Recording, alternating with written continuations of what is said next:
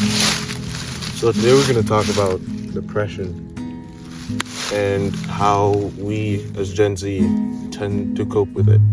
So if you've ever gone through a saddening period in your life, you've obviously experienced something akin to depression. You know what sadness feels like, which I guess for some people that's close enough.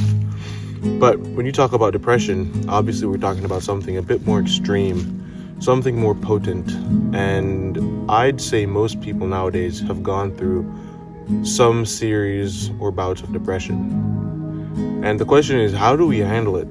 And can we ever get out of it? Well, the hopeful answer is that yes, you can always get out of depression. And the more despairing question is when. Because for some people, their season of depression seems like it's going on forever.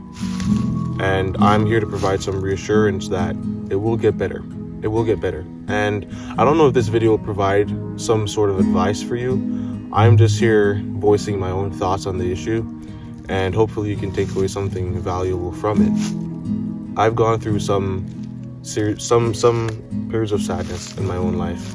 I've been very distraught before.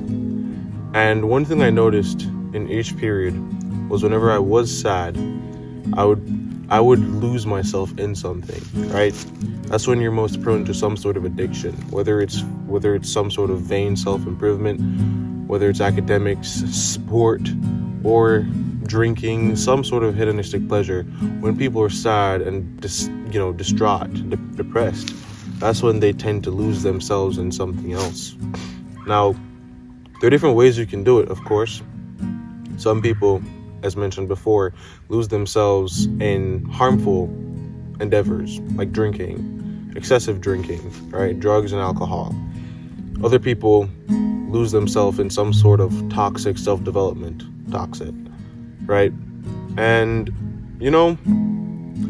the good thing about all this is that you can channel the sadness and depression you feel, and you can use it for your own advantage.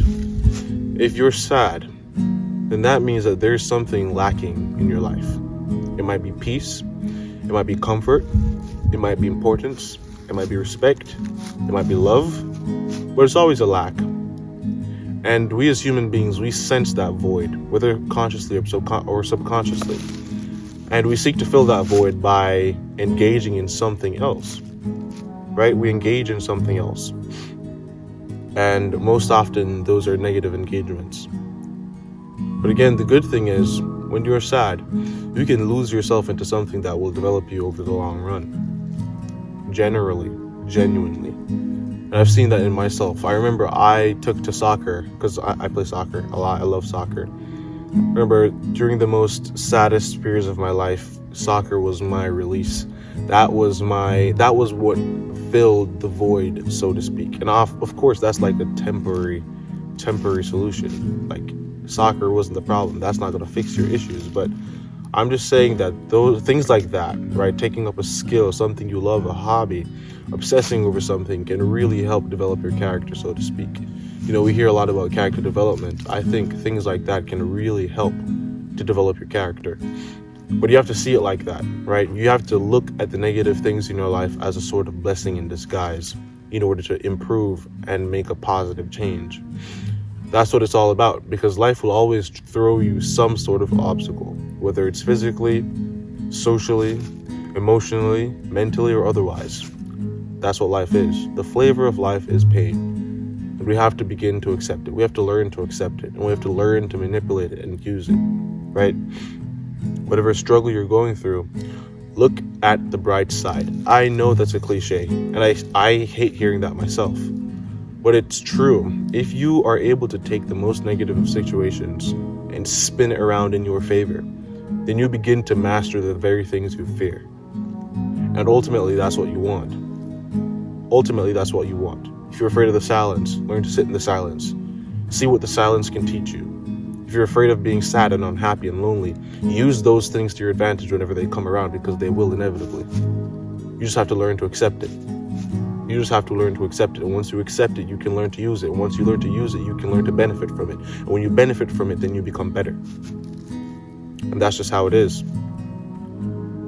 So just like any other negative emotion, depression can be used for your benefit, right?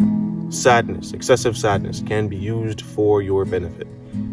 You just need to begin to see it like that. You need to begin to view things from a different perspective, and remember that your mind is what forges your path through this world, right? The way you think about things, that's the outcome you'll have. You know, the way you see things, that's the perspective you'll have. And you need to be the one who is willing to change that for you. And that's one thing loneliness and depression teaches you. It teaches you that your value is in you. When you have no one around you, when no one understands you, when everyone you love fails to see what you're going through, you learn to understand that it's your outlook that's most important.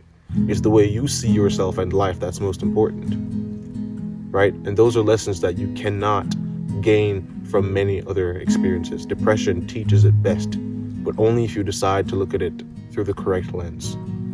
And again, I know this period is very hard for you. I know it's challenging. I know it's tough. I know you feel alone. I know you feel like there is not a single soul in the universe who can understand what you're going through. But maybe that's the point. Maybe you're the only person who's supposed to understand what you're going through. And maybe through that understanding, you can learn yourself better. Maybe through that understanding, you can learn how to manipulate and change, and create and build and structure and forge ahead. Use your depression. It can be used for good. It's not always negative, but you just have to see it like that. Thank you for listening. Thank you for watching. Peace.